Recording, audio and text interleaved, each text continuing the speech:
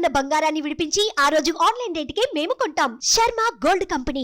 గురుగారు, ఈ జూన్ మాసం మకర రాశి వారికి ఎలా ఉండబోతుంది? అంటే మనకి లాస్ట్ ఇయర్తో కంపేర్ చేస్తే ఈ ఇయర్ కొంచెం బెటర్గా ఉంది మకర రాశిగా అనిపిస్తుంది. ఈ జూన్ మాసం అయితే ఏ రకంగా ఉంది వీళ్ళకి? తప్పకుండా మకర రాశి అనగానే మనకి ఉత్తరాషాఢ 2, 3, 4 పాదాలు, శ్రవణం 1, 2, 3, 4 పాదాలు, ధనిష్ట 1, 2 పాదాలు, ఈ నక్షత్రాల సమూహం మనకి మకర రాశిలోకి వస్తుంది. ప్రస్తుతం వీరికి గురువు పంచమ స్థానంలో చాలా బాగున్నాడు. అలాగే తృతీయ భాగ్యస్థానంలో రాహుకేతులు చాలా బాగున్నారు. అలాగే శని కూడా ద్వితీయ స్థానంలో ఉన్నాడు. ఇంకా ఆఖరికి వచ్చింది కరెక్ట్ ఇంకా సంవత్సరం అన్నమాట. సో వెళ్ళిపోతే తప్పకుండా మేలు చేస్తాడు.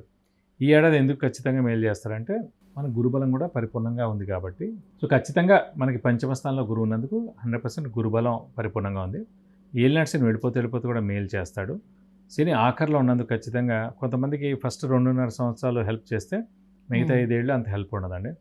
ఒకవేళ ఫస్ట్ 2.5లో చేయకుండా ఉంటే కనుక నెక్స్ట్ 2.5లో చేస్తారు. అప్పుడు లాస్ట్ 2.5 అంత హెల్ప్ ఉండదు. ఫస్ట్ సెకండ్ 2 ఫేజ్లో హెల్ప్ చేయకపోతే కూడా ఖచ్చితంగా లాస్ట్ ఫేజ్లో హెల్ప్ ఉంటుంది. ఆఖరి సంవత్సరం కాబట్టి ఖచ్చితంగా మేలే ఉంటుంది. ఎందుకంటే గురుబలం కూడా తోడైంది కాబట్టి వీరికి అనుకున్న పనులన్నీ తప్పకుండా నెరవేరుతాయి. శ్రమ, కాలం, ధనం వ్యర్థం కాకుండా ఉంటుంది. అవసరానికి డబ్బులు సమకూరుతాయి. రావాల్సిన బాకీలు వసూలు అవుతాయి. స్పెక్యులేషన్స్ కలిసి వస్తాయి. షూరిటీస్ పెట్టవచ్చును. మధ్యవర్తిత్వం వహించవచ్చును. అవివాహితుల వివాహం, సంతానం లేని వారి సంతానం, నిరుద్యోగులకు ఉద్యోగం, ఉద్యోగస్తుల ప్రమోషన్స్, నేమ్ అండ్ ఫేమ్, వాసించి మనన, అలాగే ఫారెన్ టూర్ విజిట్స్, అసైన్మెంట్స్ ఇలాంటివన్నీ జరగడం ఇవన్నీ కూడా ఖచ్చితంగా ఉన్నాయండి. అలాగే వ్యాపారస్తులకు పట్టిందల్లా బంగారం. కొత్త వ్యాపారం స్టార్ట్ చేయొచ్చు. ఎక్స్పాన్షన్కి వెళ్ళొచ్చు. అలాగే ఇంట్లో పెద్దవాళ్ళు, చిన్నపిల్లల ఆరోగ్యం కూడా బాగుంటుంది. అలాగే ఏలినాటి శని నడుస్తుంది కూడా కాబట్టి ఇల్లు మార్పు కానీ, ఉద్యోగ మార్పు కానీ, స్థానచలనం, లేదంటే కొత్తగా జాబ్లో మారడం, అంటే వేరే ఊరు ట్రాన్స్ఫర్ అవ్వడం ఇలాంటివి కూడా జరిగేందుకు అవకాశం ఉంది. అలాగే ఇంట్లో పెద్దవాళ్ళు, చిన్నపిల్లలు మీ ఆరోగ్యం కూడా చాలా బాగుంటుంది. ఇది కాకుండా పంచమ స్థానంలో గురువు ఉన్నందుకు, పంచమ స్థానం అంటే సంతాన స్థానం కాబట్టి మీకు ఆల్రెడీ సంతానం ఉంటే కనుక ఆ సంతానం విద్యార్థులు అయితే కనుక ఉన్నత విద్య రావడం, ఉద్యోగస్తులు అయితే కనుక మంచి ప్రమోషన్ రావడం, అలాగే మీ సంతాన వివాహ సమయం వచ్చిందంటే వాళ్ళకి వివాహం అవడం, సంతానం అయితే కనుక సంతానం కలవడం ఇవన్నీ కూడా జరుగుతాయి. సో మీకు ఏమైతే శుభాలు జరిగాయి ఇవన్నీ శుభాలు కూడా ఖచ్చితంగా మీ సంతానానికి జరుగుతాయి. ఎందుకంటే సంతాన స్థానం పంచమం కాబట్టి ఆ పంచమ స్థానంలో ప్రస్తుతం మకర రాశి వాళ్ళకి గురువు ఉన్నాడు కాబట్టి ఖచ్చితంగా మీకు మీ సంతానానికి ఇద్దరు కూడా అత్యద్భుతంగా ఉంటుందని చెప్పుకోవచ్చు. కానీ ఏలినాటి శని వీళ్ళకి ఉంది కాబట్టి, ఇంకా మీరు అన్నట్టుగా చివరి దశలో ఉన్నప్పటికీ ఉన్నది కాబట్టి, సో ఇంకా స్థానచలనం అనేది ఉంటుందా? గురుబలం కూడా బాగుంది కాబట్టి, సో మంచి ఉద్యోగం వచ్చి స్థానచలనం అట్లా ఉంటుంది అదనమాట. ఇప్పుడు ఏలినాటి శని నడుస్తున్న ఆఖరిలో ఉంది కాబట్టి, ఇంకొక ఏడాది ఉంది కాబట్టి గురుబలం బాగా తోడైంది కాబట్టి ఇప్పుడు వస్తే స్థానచలనం ప్రమోషన్ మీద ట్రాన్స్ఫర్ అవడం, మంచి ప్రమోషన్ వచ్చి ట్రాన్స్ఫర్ అవడం. సో ప్రమోషన్ వచ్చినప్పుడు శాలరీ హైక్ ఉంటుంది. అలాగే మనకి డెసిగ్నేషన్ పెరుగుతుంది కాబట్టి ఖచ్చితంగా ప్రమోషన్స్ వస్తే ఇది యూటిలైజ్ చేసుకోవాలి. ఆనందంగానే వెళ్తారు వాళ్ళు జాబ్కి. అంటే కొత్త జాబే రావడం, వేరే చోట పెద్ద శాలరీ హైక్, పెద్ద డెసిగ్నేషన్ తోటి.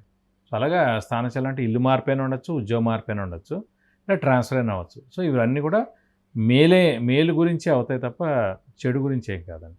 కానీ విద్యార్థి దశలో ఉన్న వాళ్ళకి ఇప్పుడు ఏలినాటి శని ఉందనుకుందాం సపోజ్, వాళ్ళకి స్థానచలనం ఏ రకంగా అవుతుంది? అంటే వారికంటే ఉన్నత విద్య, ఉన్నత సీటు, మంచి ర్యాంకు, మంచి అడ్మిషన్, మంచి యూనివర్సిటీ వచ్చింది అనుకోండి, వాళ్ళకి స్థానచలనం అలా అవ్వచ్చు కదా.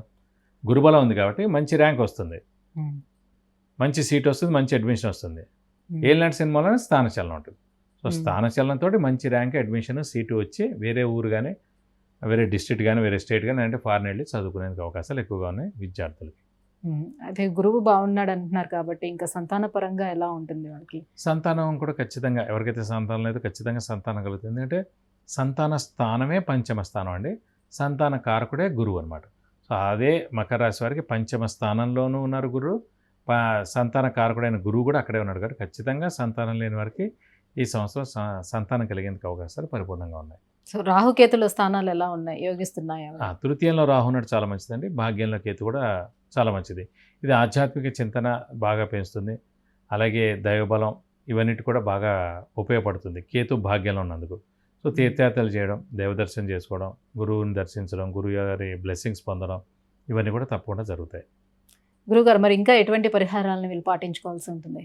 వీరికి మటుకు ప్రస్తుతం ఏలినాటి శని ఎఫెక్టే ఉంది కాబట్టి, ఇంకా ఏడాది ఉంది కాబట్టి ప్రస్తుతం ప్రతి శనివారం ఉపవాసం ఉండడం, అలాగే ఒక శనివారం రోజు రక్తదానం చేయడం, అలాగే వీలైతే కనుక ఆంజనేయ స్వామిని అలాగే శివుణ్ణి ఎక్కువగా ఆరాధించడం, వాటి అష్టోత్తరం చదువుకోవడం, అర్చన అభిషేకం చేస్తే కనుక అన్ని విధాలా మంచి చేకూరుతుంది.